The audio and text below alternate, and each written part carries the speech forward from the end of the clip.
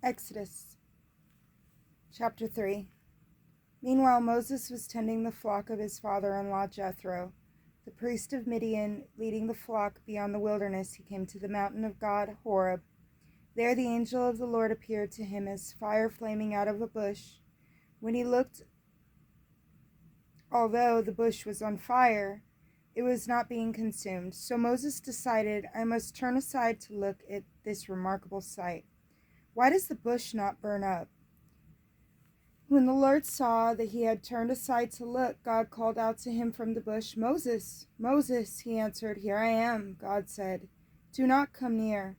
Remove your sandals from your feet, for the place where you stand is holy ground.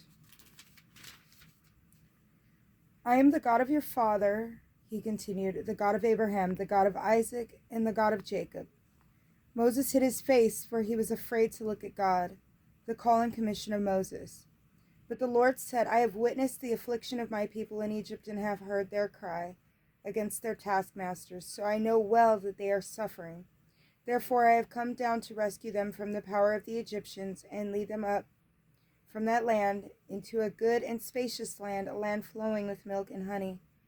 The country of the Canaanites, the Hittites, the Amorites, the Perizzites, the Girgashites, the Hivites, and the Jebusites.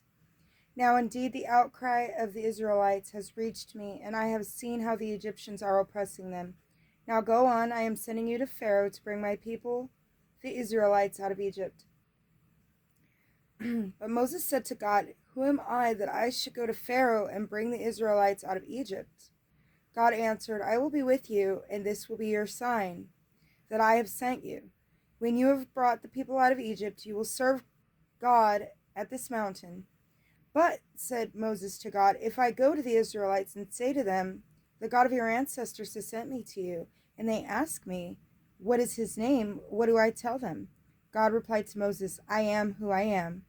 Then he added, This is what you will tell the Israelites, I am has sent me to you. God spoke further to Moses, This is what you will say to the Israelites, The Lord, the God of your ancestors, the God of Abraham, the God of Isaac, and the God of Jacob, has sent me to you. This is my name forever. This is my title for all generations. Go and gather the elders of the Israelites and tell them, The Lord, the God of your ancestors, the God of Abraham, Isaac, and Jacob, has appeared to me and said, I have observed you and what is being done to you in Egypt. So I have decided to lead you up out of your affliction in Egypt into the land of the Canaanites, the Hittites, the Amorites, and the Perizzites, the Girgashites, the Hivites, and the Jebusites, a land flowing with milk and honey. They will listen to you. Then you and the elders of Israel will go to the king of Egypt and say to him, The Lord, the God of the Hebrews, has come to meet us. So now let us go a 3 days' journey in the wilderness to offer sacrifice to the Lord our God. Yet I know that the king of Egypt will not allow you to go unless his hand is forced. So I will stretch out my hand and strike Egypt with all of the wondrous deeds I will do in its midst. After that he will let you go. I will even make the Egyptians so well disposed toward the people that, when you go, you will not go empty-handed. Every woman will ask her neighbor and the resident alien in her house for silver and gold articles and for clothing, and you will put them on your sons and daughters, so you will plunder the Egyptians. Exodus chapter 4. But, objected Moses, suppose they do not believe me or listen to me, for they may say the Lord did not appear to you. The Lord said to him, What is in your hand? A staff, he answered. God said, Throw it on the ground. So he threw it on the ground, and it became a snake. And Moses backed away from it. Then the Lord said to Moses, Now stretch out your hand and take hold of its tail. So he stretched out his hand and took hold of it, and it became a staff in his hand. That is so they will believe that the Lord, the God of their ancestors, the God of Abraham, the God of Isaac, and the God of Jacob, did appear to you. Again the Lord said to him, Put your hand into the fold of your garment. So he put his hand into the fold of his garment. And when he drew it out, there was his hand covered with scales, like snowflakes. Then God said, Put your hand back into the fold of your garment.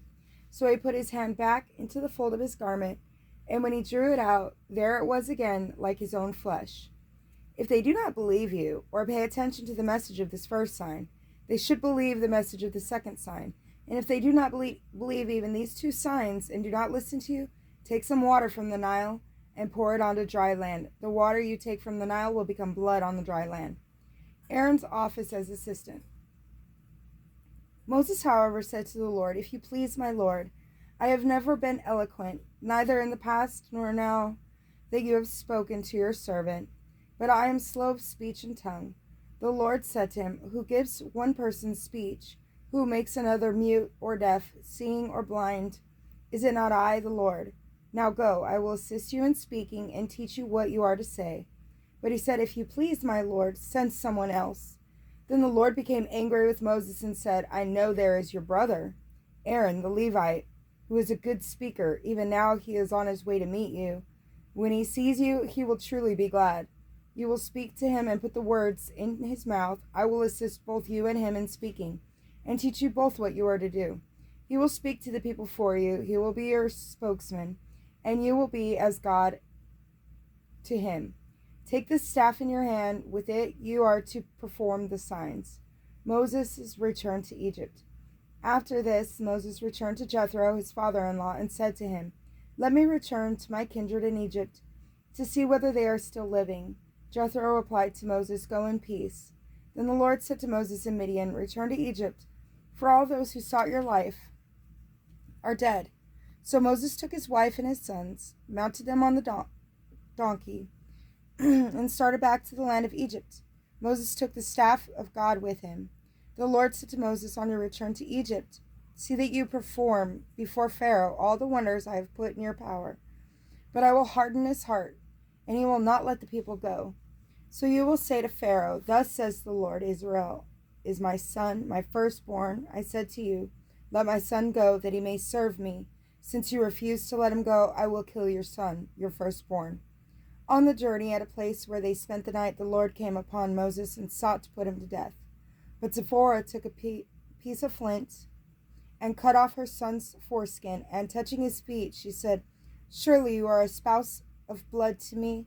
So God let Moses alone. At that time she said, "A spouse of blood is regard to the circumcision." The Lord said to Aaron, "Go into the wilderness to meet Moses." So he went. When meeting him at the mountain of God, he kissed him. Moses told Aaron everything the Lord had said to him to say, and all the signs he had commanded him to do. Then Moses and Aaron went and gathered all the children of the Israelites. Aaron told them everything the Lord had said to Moses, and he performed the signs before the people. The people believed, and when they heard that the Lord had observed the Israelites and had seen their affliction, they knelt and bowed down. God bless you.